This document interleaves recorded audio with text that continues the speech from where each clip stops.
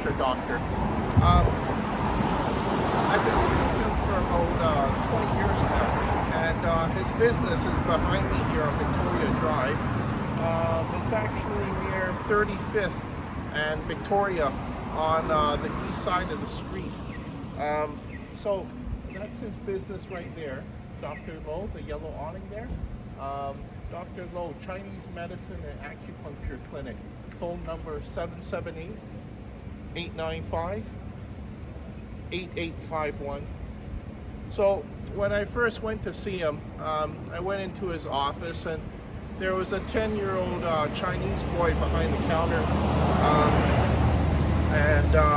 Well, I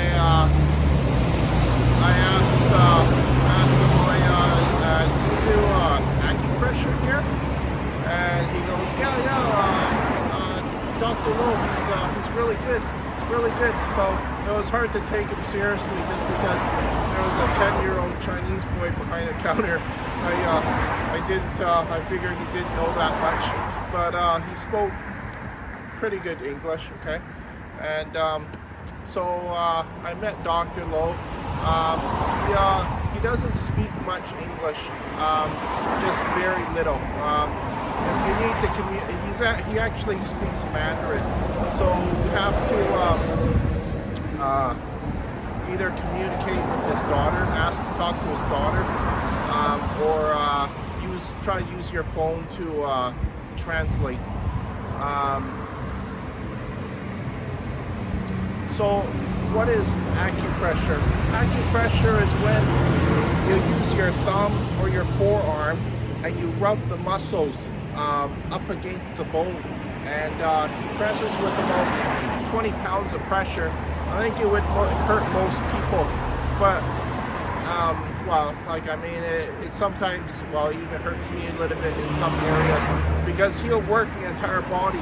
He'll work your back, okay, legs, neck.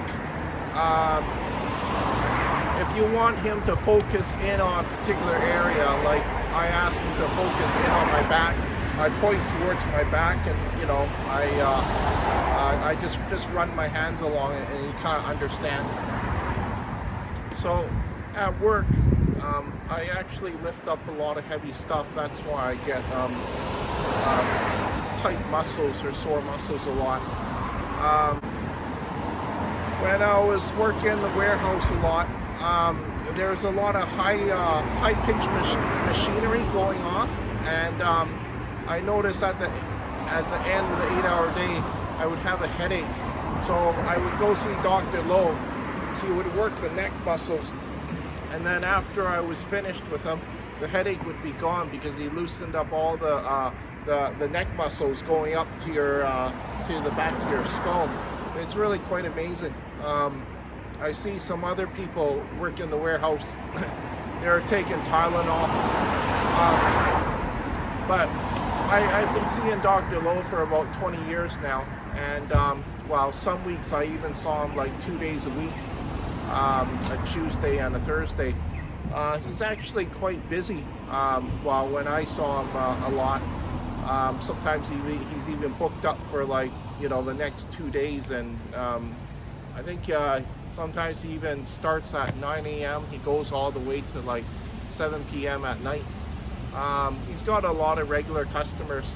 I noticed that I see some certificates on the wall. He's from Beijing, and he knows how to do acupuncture too, and other things as well.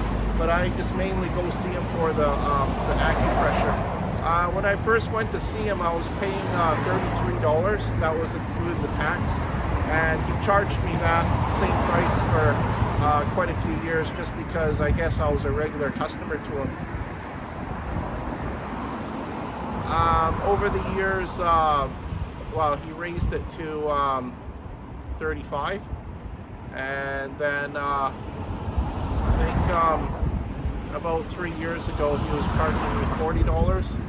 So I wouldn't be I haven't seen him for about maybe a year and a half now. I don't know what he charges, but he was charging a lot less, I noticed, than what other people were charging for acupressure.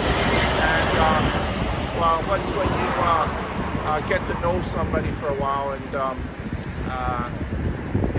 well, I just got used to him. I just continued to go back to him. Sometimes when I'm leaving, I saw some other people go in to see him, and they looked like they worked in construction. They were having probably the same problem I was having, lower back problems, sore muscles in the lower back.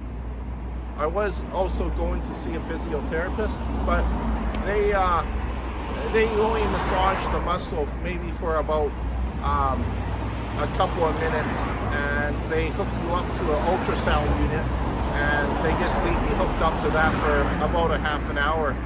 And I found that ultrasound maybe it helped out, I think maybe just a little, but nothing compared to acupressure.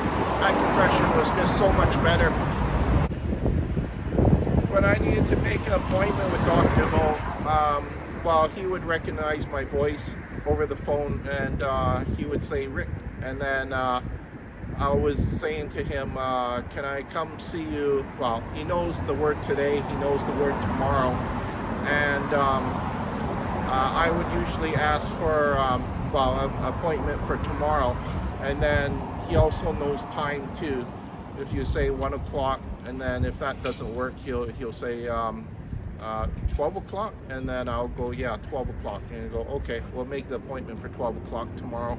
Always repeat it the second time, just because, like I say, it's English. English is not his first language. Mandarin is his first language. And I thought that, well, his English would improve over the past 20 years, but no, it hasn't improved at all. It's probably the same as when I first met him.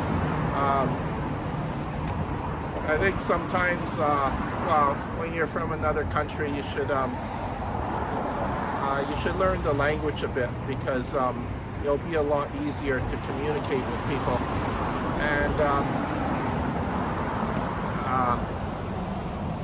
it'll also help out with business too, because, well, there's probably a lot of English speaking customers, and, well, if you can't speak English, they might not do business with you.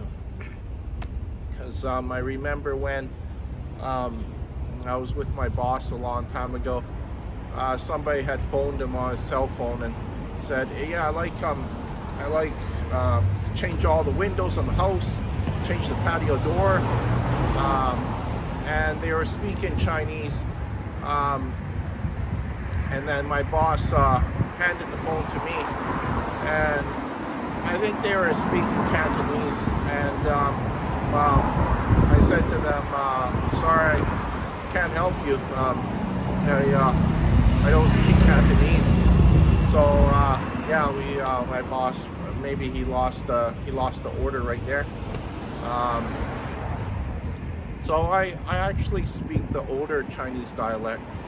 It's called Toisanhua, and well, I learned it from my parents, and my grandmother couldn't speak English, so she had to speak to me in Toisan, and I actually knew a lot more of it before, but ever since she passed away, I've been losing a bit. I actually lost a lot of it just because I used English too much. But even at the gym, I hear people speaking Cantonese and even Mandarin, and I can understand the Cantonese a bit sometimes when I hear it in a sentence. I can pick up some words, but Mandarin I can't pick up totally at all. The older people speak in Toisan. If I hear them talking in a sentence, I can probably pick up every second word, so I can roughly understand what they said just from hearing them talk. But it's a dying older Chinese dialect, and a lot of the younger people these days, the younger Asian people these days, they're speaking mainly Cantonese, but I hear a lot of Mandarin around the city as well too. So it is a good language to learn if you're good with picking up with language. Like I hear that Mandarin is one of the for international language, Mandarin is actually one of the most spoken language, especially for international language.